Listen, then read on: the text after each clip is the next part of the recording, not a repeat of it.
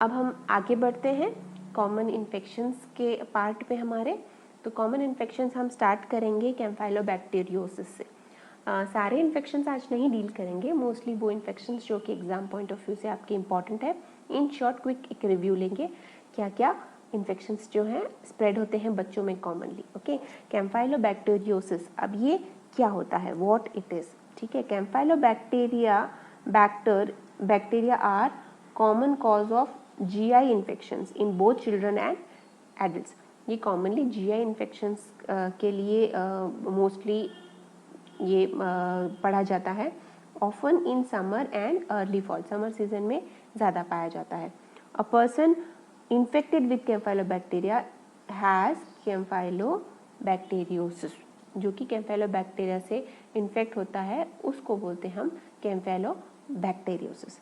There are several types of campylobacteria that causes illness, बहुत सारे commonly पाए जाते हैं, बट सबसे मोस्ट कॉमन जो है ह्यूमंस में वो है कैम्फाइलोबैक्टर जेजुनाई, जिसको हम सी जेजुनाई करके भी बहुत सारे डिजीजेस में पढ़ते हैं। सो सी जेजुनाई कॉमनली हम इसको इस तरह से लिखते हैं। So that is campylobacter jejuni. बहुत सारे इसके बहुत सारे वेरिएंट्स हैं, बट जेजुनाई जो वेरिएंट है वो ह्यूमंस में इलनेस कॉज करने के लिए मोस्ट कॉमन पाया जाता है। क्या साइंस एंड सिम्टम्स है कैम्फाइलोबैक्टीरियोसिस के। जब कैम्फाइलोबैक्टीरियोसिस हो जाता है एक बार इन्फेक्शन, तो क्या साइंस ऑफ सिम्टम्स हैं।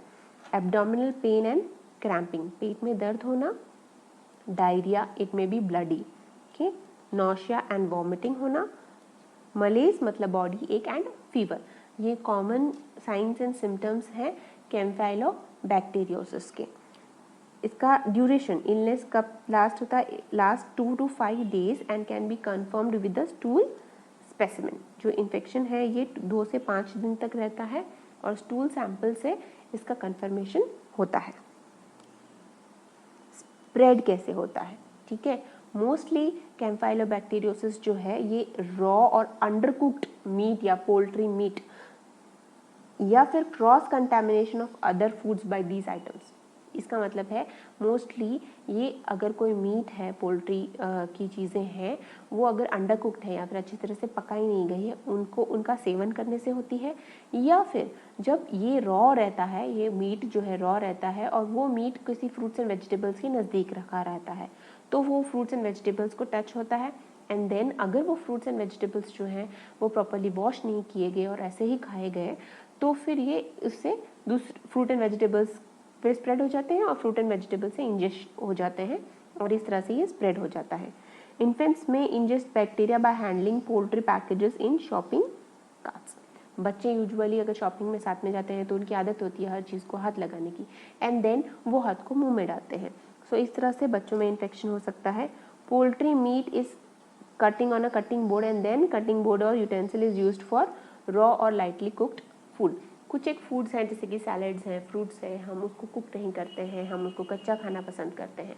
तो क्या होता है कि जब ये मीट या फिर ये पोल्ट्री प्रोडक्ट जो कि इन्फेक्टेड है, इसको कट करते टाइम वही चॉपिंग बोर्ड यूज़ किया जाए या वही नाइफ़ यूज़ की जाए, या फिर उसे कट करके हम वही यूटेंसिल में रख रहे हैं, फिर उस यूटेंसिल से उसको तो ट्रांसफ़र कर रहे हैं पर उसी यूटेंसिल को धोए बिना उसमें हम फ्रूट्स एंड वेजिटेबल्स रख रहे हैं, तो ये इस तरह से भी स्प्रेड हो जाता है। Campylobacter bacteria are not usually spread from one person to another until unless it is producing large amount of diarrhea. एक पर्सन से दूसरे पर्सन पे ये स्प्रेड यूजुअली तो नहीं होता है until unless अगर ये बहुत सारा डायरिया हो गया हो, तो ज़्यादा डायरिया होने से क्या होता है, इन्फेक्शन बढ़ जाता है, तब तक ये ह्यूमन टू ह्यूमन कॉन्टैक्ट में नहीं स्प्रेड होता। Can also spread through contact with faeces of infected people. Infected people के स्टूल से भी ये एक से दूसरे में ट्रांसफ़र हो सकता है। बाय पेट्स लाइक कैट्स और puppies that may have faecal material on their fur. जो पेट्स हैं वो अगर बाहर खेल रहे हैं तो उनके फर पे, उनके जो स्किन है उन पे ये फीसेस से इन्फेक्ट हो सकते हैं और फिर उससे हमारे हाथ इन्फेक्ट हो सकते हैं।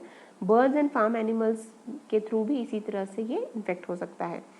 या फिर ड्रिंकिंग कंटैमिनेटेड वाटर और कंटैमिनेटेड अनपैस्चराइज्ड मिल्क और जूस, क्योंकि मिल्क और जूस जो है अगर अनपैस्चराइज्ड है और वो कंटैमिनेटेड है तो उसके थ्रू, या फिर कंटैमिनेटेड वाटर के थ्रू। इनका incubation period, what is the incubation period, usually 2 to 5 days, ठीक है। Range is 1 to 10 days, usually 2 to 5 days रहता है, 1 to 10 days की रेंज है, depending on the number of bacteria ingested.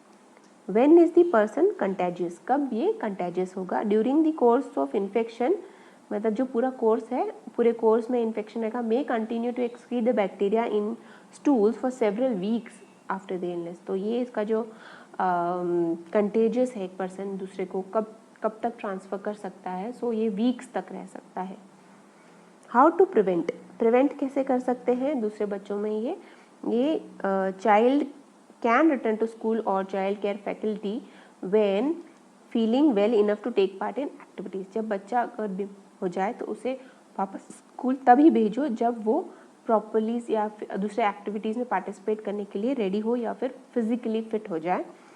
Exclude any individual with symptoms from food handling और child care until 48 hours after last episode of diarrhoea खत्म होने के at least 48 hours तक बच्चे को फूड आइटम्स या फिर दूसरे बच्चे के कांटेक्ट में आने से रोका जाए।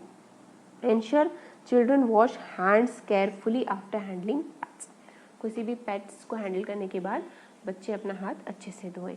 सो हाथ धोना जो है ये इसमें भी एक काफ़ी इम्पॉर्टेंट पार्ट है प्रिवेंशन के लिए। जैसे कि आप बार बार देख रहे हो, हैंड वॉशिंग जो है वो बेस्ट वे है इस इन्फेक्शन को स्टॉप करने के लिए। ये काफ़ी इन्फेक्शन को स्टॉप करने के लिए ये बेस्ट वे है।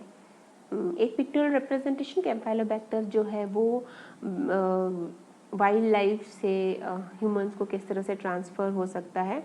कैम्पाइलोबैक्टर अगर है कोई वाइल्ड लाइफ या फिर कोई लिविंग स्टॉक या लाइफ स्टॉक जैसे कि पोल्ट्री है उस हिसाब से उनमें है, तो उनके थ्रू कंटामिनेटेड मिल्क या फिर प्रोसेसिंग फूड जो है उस प्रोसेसिंग और हैंडलिंग के टाइम उस टाइम इंजेक्शन हो सकता है होस्ट का, फिर उससे उनके स्टमक और इंटेस्टाइन में पैसेज होता है, देन वहाँ पे कॉलोनीज फॉर्म होती है कैम्पाइलोबैक्टर की, सेल इन्वेजन और टॉक्सिक प्रोडक्शन होता है, इन्फ्लेमेटरी रिस्पॉन्स आता है, उसकी वजह से डायरिया होता है और अदर सिम्टम्स आते हैं।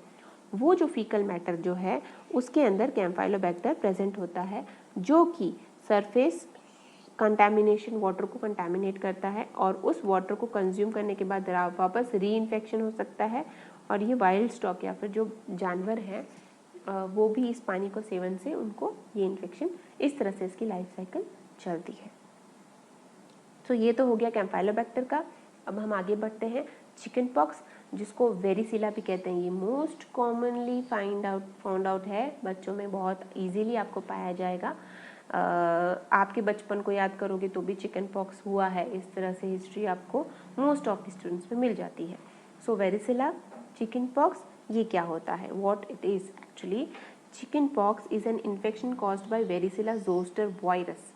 एक वायरस वेरिसिला जोस्टर है, इसकी वजह से ये होता है, इसीलिए इसका दूसरा नाम वेरिसिला है कि chicken pox that is also known as varicella because इसका जो इन्फेक्शन है वो वेरिसिला जोस्टर वायरस से इन्फेक्शन होता है। क्या साइंस एंड सिम्टम्स है, फीवर, रैश डेवलप होने के पहले fever, slight fever, rash usually first appears on body, face and scalp, पहले बॉडी, फेस और scalp and then spreads to limbs में बाद में स्प्रेड होता है। Rash begins at small red flat spots, पहले स्मॉल रहते हैं, रेड रहते हैं, फ्लैट रहते हैं, then develop into itchy fluid filled blisters. ये एक कैरेक्टरिस्टिक है इसका, फ्लूइड फिल्ड ब्लिस्टर्स। इसके अंदर ब्लिस्टर्स फॉर्म होंगे, पहले रैश डेवलप होगा, देन स्लोली स्मॉल से वो फ्लूइड फिल्ड होंगे और ब्लिस्टर फॉर्म में होंगे। Blisters usually less than 1/4 inch wide and have a red base. Blisters का जो बेस है वो रेड रहेगा, स्मॉल रहेंगे और उसके अंदर फ्लूइड फिल्ड रहेगा।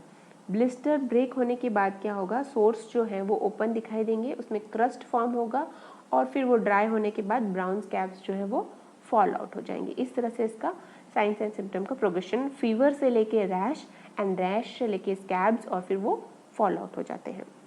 यूजुअली 10 दिन के अंदर ये प्रोसेस पूरा हो जाता है अनटिल अनलेस वो फ्लूइड फिल्ड ब्लिस्टर्स जो है वो बैक्टीरिया से इन्फेक्ट ना हो, that is super added bacteria से इन्फेक्ट ना हो।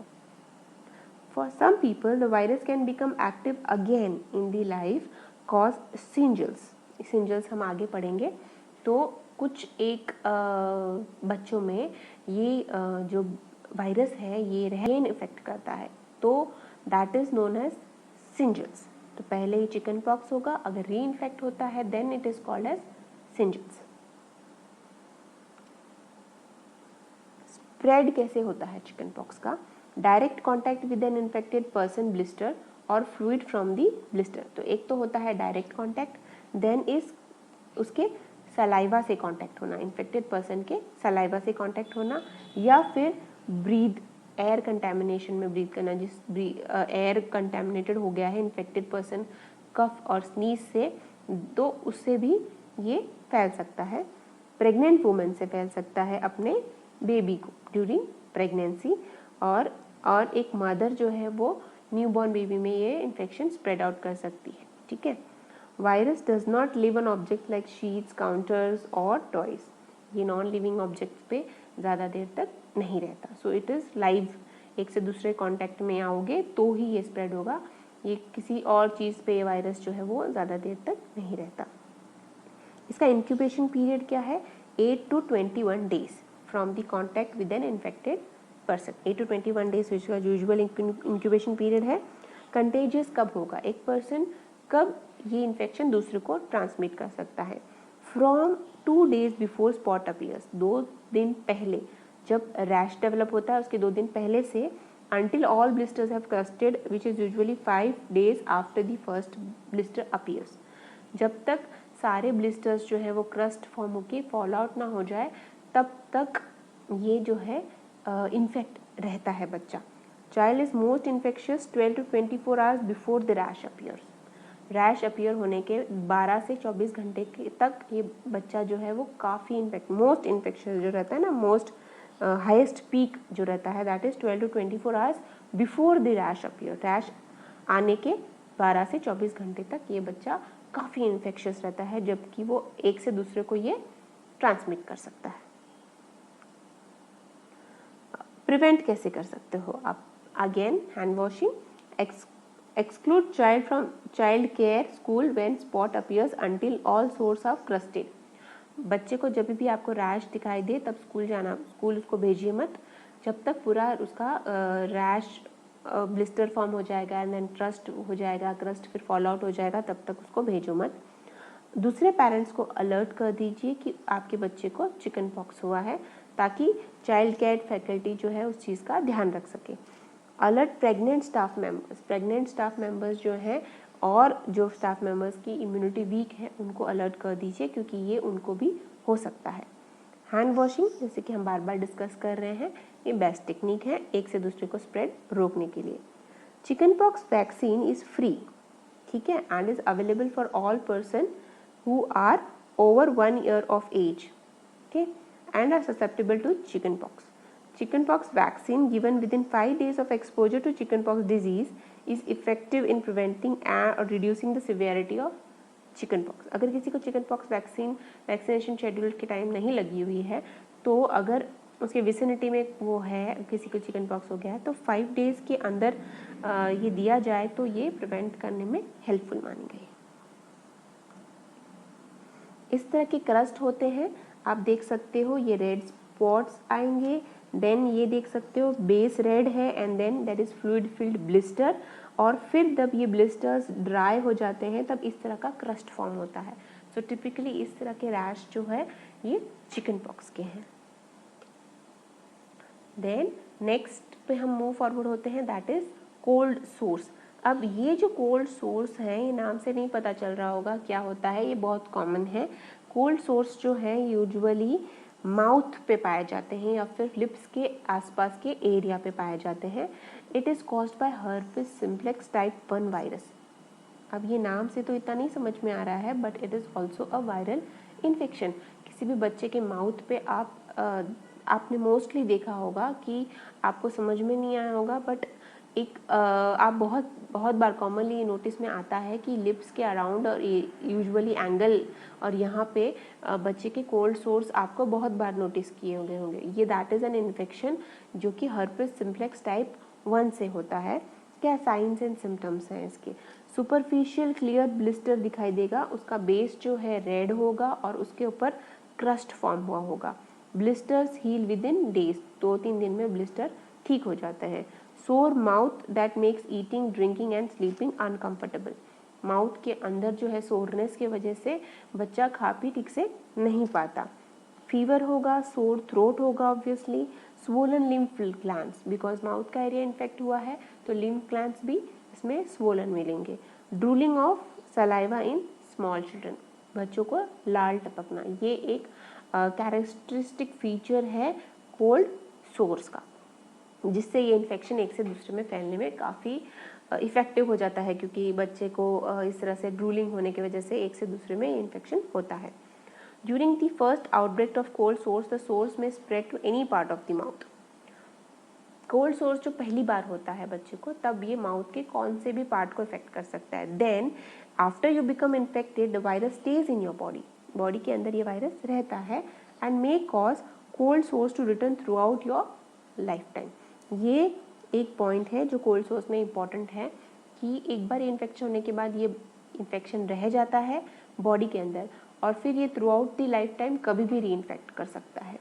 Recurrent infection on the lips is usually less serious than the first infection. First infection से जो रिकरेंट इन्फेक्शन है वो कम सीरियस होता है, उतना सीरियस नहीं होता। स्प्रेड कैसे होता है?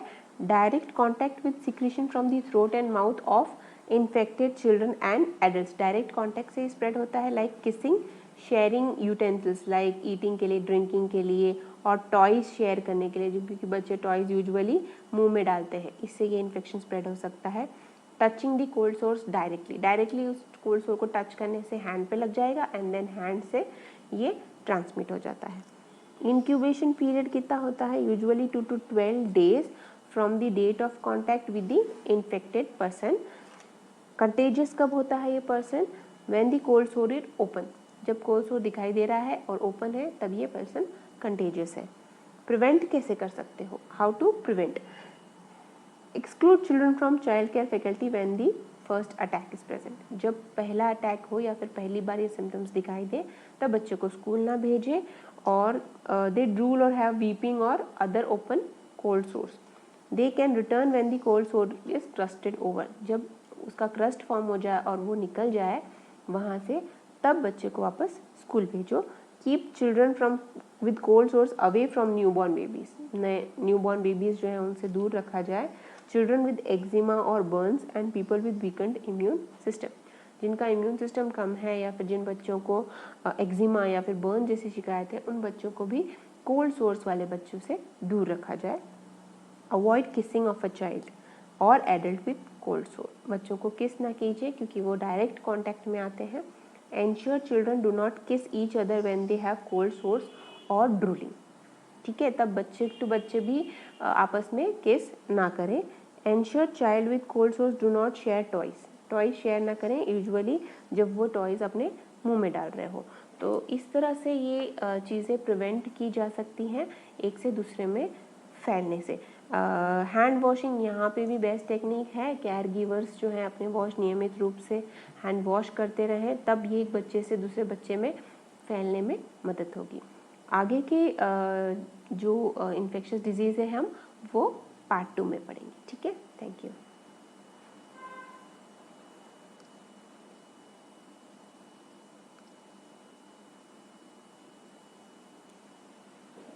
इन्फेक्शस डिजीज़ हम फिर से स्टार्ट करते हैं, क्राउप से स्टार्ट करते हैं। क्राउप जो है ये आपने रेस्पिरेटरी में नॉर्मली बहुत बार पढ़ा होगा। रेस्पिरेटरी में क्राउप जो है ये काफ़ी इंपॉर्टेंट टॉपिक है, एग्जाम पॉइंट ऑफ व्यू से भी देखें तो काफ़ी इंपॉर्टेंट टॉपिक है। ये क्या होता है क्राउप एक इन्फेक्शन जो है वो थ्रोट और वोकल कॉर्ड्स का है, यूजुअली लैरिंग्स का है, ठीक है। It is caused by a virus that causes the lining of the throat and larynx to become red and swollen। ये एक वायरस है जिससे वायरस इन्फेक्शन की वजह से जो लाइनिंग है थ्रोट की वो और लैरिंग्स की वो रेड और स्वोलन हो जाती है। अब ये 5 साल के बच्चे जो 5 साल से नीचे हैं उनको ये इन्फेक्शन जब होता है तब हम उसको क्राउप कहते हैं। और अगर 5 साल के ऊपर के बच्चे को या फिर ऊपर के किसी को होता है तो हम उसे कहते हैं लैरिंजाइटिस। ठीक है, ये डिफरेंस है, नेमिंग का डिफरेंस है। 5 साल से नीचे के बच्चे को अगर ये इन्फेक्शन होगा, जब थ्रोट की लाइनिंग या फिर लैरिंग्स की लाइनिंग में ये इन्फेक्शन है, स्वोलन हो गई है, then we will call it croup when बच्चा 5 साल से नीचे है। अगर 5 साल से ऊपर है then we will call it laryngitis. Croup often starts a few days after the start of an cold. जब सर्दी जुकाम होती है उसके कुछ दिनों के बाद में ये क्राउप वाला इन्फेक्शन होता है, and it is caused by the same virus that causes common cold. जो कॉमन कोल्ड कॉज करते हैं वो वायरसेस जो हैं वही वायरस से क्राउप होता है। साइंस एंड सिम्टम्स क्या है? कोल्ड लाइक सिम्टम्स, ठीक है, सर्दी जुकाम जैसे कि fever and cough. Raspy hoarse voice, ये इम्पॉर्टेंट पॉइंट है। क्राउप, रैस्पी, हॉर्स वॉइस, जब आवाज़ जो है वो बहुत ही होर्स हो जाए, या फिर जैसे कि नाम सुन रहे हो क्राउप, होर्सनेस वॉइस में आना, ये इसका बहुत ही इम्पोर्टेंट पॉइंट है। लाउड बार्किंग कफ, बार्किंग कफ रहता है इसमें। High pitched noise when breathing in, जब ब्रीथ इन करते हो तब वॉइस हाई पिच्ड हो जाती है। Any activity that makes child breathe faster could make the child sound worse, कोई भी एक्टिविटी जब ब्रीदिंग जो है उसका फास्ट हो जाता है बच्चे का, जैसे कि रोते समय, तब आपको क्राउपी कफ सुनाई देगा बच्चे में, या फिर ये चीज़ इंक्रीज हो सकती है। टायर्डनेस, बिकॉज गला इन्वॉल्व है, बच्चा थक जाता है। Symptoms of croup often worse at night, रात के समय जब बच्चा सोता है तब बिकॉज ऑफ द पोजिशन वो क्राउड के सिम्टम्स जो हैं वो वर्स हो जाते हैं। कैसे स्प्रेड होता है, ठीक है, how it is spread? Direct and indirect contact with nose and throat secretion of an infected child, nose secretion या फिर थ्रोट सिक्रीशन से डायरेक्ट या फिर indirect contact. Touching an infected child's nose and throat secretion, touch के वजह से। Touching the hands of an infected child, because बच्चा अपने हाथ से अपना नोज और माउथ कंटैमिनेट कर लेता है। टचिंग एन ऑब्जेक्ट जो कि बच्चे से कंटैमिनेटेड हुआ हो, वायरस से कंटैमिनेटेड हुआ हो। ब्रीदिंग ऑफ इन्फेक्टेड एयर, जहाँ की वो वायरस अवेलेबल हो, after infected child has coughed और sneezed in that air. Incubation period कितना रहता है इसका? यूजुअली 1 to 10 days इसका इंक्यूबेशन पीरियड है। पर्सन कब कंटेजियस होता है? Most of the time from shortly before symptoms start until the end of active disease, जब तक कि डिजीज एक्टिव है तब तक ये पर्सन जो है या फिर ये बच्चा जो है ये कंटेजियस रहता है। किस तरह से प्रिवेंट कर सकते हैं दूसरे बच्चों में ये स्प्रेड को? For cases of mild croup, child may attend school और the child care faculty if she is feeling well enough to take part in activities. Mild croup है और बच्चे का अगर केयर अच्छे से रखा गया तो ये पार्टिसिपेट कर सकता है स्कूल एक्टिविटीज़ में। बट अगर चाइल्ड को क्राउड डिफ़िकल्टी इन ब्रीदिंग है तो क्या करना है? बच्चे को warm mist air, warm mist air कब होगा? जब बाथरूम में वार्म वाटर शॉवर में चला जाए और जब वो जो वार्म धुआं है या फिर वो जो वार्म मिस्ट है उस मिस्ट में बेबी को ब्रीथ करने दी। ये जो वार्म मिस्ट एयर है विद द डोर क्लोज, ये वार्म मिस्ट एयर जो है ये बच्चे को उस लैरिंग्स की स्वेलिंग को कम करने में मदद करती है और इससे वो सिम्टम्स जो हैं वो स्लो डाउन होते हैं और बच्चे को ब्रीथ करने में जो डिफ़िकल्टी आ रही है वो कम हो जाती है। बाथरूम में बैठते टाइम ऑब्वियसली बच्चे के साथ बैठा जाए, उसको अकेले ना बैठाया जाए। If it is cold outside, bundle child up with tech, मतलब बच्चे को अच्छे से कवर करके ही बाहर लेके जाए अगर बाहर ठंड है तो। Cold air may help child breathe and cough, ठीक है, तो the cold air may help child's breathing and coughing, क्योंकि अगर बाहर ठंडी है, ठंडी हवा है तो उससे वो जो कोल्ड मिस्ट जो होता है वो वार्म मिस्ट जो है उससे जैसे हेल्प होता है वैसे ही उस कोल्ड एयर से बच्चे को मदद मिलेगी। Try to keep the child calm, ठीक है, उसको रोना जो है, क्राइंग जो है, ये इस सिम्टम्स को वर्स करते हैं। Suggest parents take child home और फॉर मेडिकल ट्रीटमेंट प्रॉपर्ली दिया जाए। तो ये जो वार्म मिस्ट एयर का ट्रीटमेंट है ये काफ़ी फ़ायदेमंद माना गया है इस बीमारी को या फिर ब्रीदिंग को ईज़ करने के लिए। जैसे कि आप पिक्टोरियल रिप्रेजेंटेशन से देख सकते हो, ये ट्रैकिया है, ये वोकल कॉर्ड्स हैं और यहाँ पे वोकल कॉर्ड्स का स्वेलिंग हो रहा है, जो कि वोकल कॉर्ड्स के जो लैरिंग्स है इसके इन्फ्लेमेशन की वजह से, और ये वोकल कॉर्ड्स जो है वो स्वेल होने की वजह से जब यहाँ से जब एयर पैसेज हो वो डिफ़िकल्ट होता है, और उस डिफ़िकल्टी के वजह से वो क्राउड का वो जो हार्शनेस है, वो नॉइस में जो हार्शनेस है वो इस वजह से ही आती है, क्योंकि यहाँ जो एयर पैसेज है उसका पैसेज एक तो कम हो जाता है जिससे ब्रीदिंग डिफ़िकल्टीज होती है, नेक्स्टली वोकल कॉर्ड्स इन्फ्लम्ड हो जाते हैं जिसकी वजह से वो टिपिकली क्राउड की आवाज़ आती है। नेक्स्ट इन्फेक्शन की तरफ बढ़ते हैं, दैट इज क्रिप्टोस्पोरिडोसिस। तो cryptosporidiosis that is also known as crypto, जैसे कि हम शॉर्ट फॉर्म में क्रिप्टो कहते हैं। क्या है ये? Cryptosporidium is a tiny parasite that live in the intestines of humans and animals. एक टाइनी पैरासाइट है जो कि ह्यूमंस एंड एनिमल्स के इंटेस्टाइन्स में रह सकता है। It is protected by a tough outer shell that allows it to live outside the body for long periods. उसके बॉडी के बाहर एक टफ शेल रहता है जो कि इसे बाहर बॉडी के बाहर भी काफ़ी दिन तक रहने में मदद करता है, and makes it resistant to chlorine disinfection. जो क्लोरीनेटेड डिसइंफेक्शन करते हैं उससे भी ये इसको प्रोटेक्ट करता है, जो कि आउटर शेल है वो। Person infected with cryptosporidium has cryptosporidiosis. क्या साइंस एंड सिम्टम्स हैं? Profuse and watery diarrhoea because intestines में रहते हैं, abdominal pain and cramping, vomiting and lack of appetite in children, fever, feeling generally unwell और nausea. ये सारे signs and symptoms हैं। Symptoms can come and go for up to 30 days but usually subside in 1 to 2 weeks। इतने दिन तक रहते हैं इसके सिम्टम्स, 30 days। स्प्रेड कैसे होता है? Because the parasite is in feces, anything that gets contaminated with feces can spread the parasite। क्योंकि feces में ये parasite रहता है, जो भी चीज़ें fecal material से contaminated हो उससे ये spread आगे हो सकता है। When a person ingests or touches something that is contaminated, they may get infected. This includes swallowing contaminated water in swimming pools। Swimming pools में यूजुअली बच्चे कंटामिनेटेड कर सकते हैं स्विमिंग पूल का वाटर फीकल मटेरियल से, lakes, reverse और Pond's. Eating uncooked और contaminated food, touching surfaces accidentally contaminated with stool, जैसे कि टॉयज़ है या फिर बाथरूम टैप है, लाइट स्विचेस हैं जो कि एक्सीडेंटली कंटामिनेटेड हो जाती हैं। हाथ धोने से पहले यूजुअली बच्चे इधर उधर हाथ लगा सकते हैं, तो उससे भी ये इन्फेक्शन जो है एक से दूसरे में ट्रांसमिट हो सकता है। Contact with faeces of pets और फार्म एनिमल्स, जो पेट्स हैं उनसे या फिर फार्म एनिमल्स के फीकल मटेरियल से कंटामिनेशन भी हो सकता है। Spread of cryptosporidium is highest among children who are not yet toilet trained in care giving. तो ये जो टॉयलेट ट्रेंड नहीं होते उन बच्चों से उनके केयर गिवर्स को ये जो कंटामिनेशन है ये हाईएस्ट हो सकता है। Incubation period is usually 1 to 12 days from the initial contact. Average is 7 days. Contagious कब होता है person? oocytes जो कि the infectious stage of the parasites है are shed in stools में oocytes होते हैं as soon as the symptoms begin।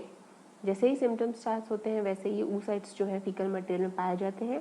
They continue to be found in stool for several weeks after recovery। ये stools में काफ़ी हफ्तों तक पाए जाते हैं इवन आफ्टर वो पर्सन ठीक हो गया है। oocytes live for 2 to 6 months outside the body। 2 से 6 महीने तक बॉडी के बाहर रह सकते हैं, जैसे कि हमने कहा उसके आउटर शेल जो है वो काफ़ी थिक है in moist environments. Okay, prevent कैसे कर सकते हैं?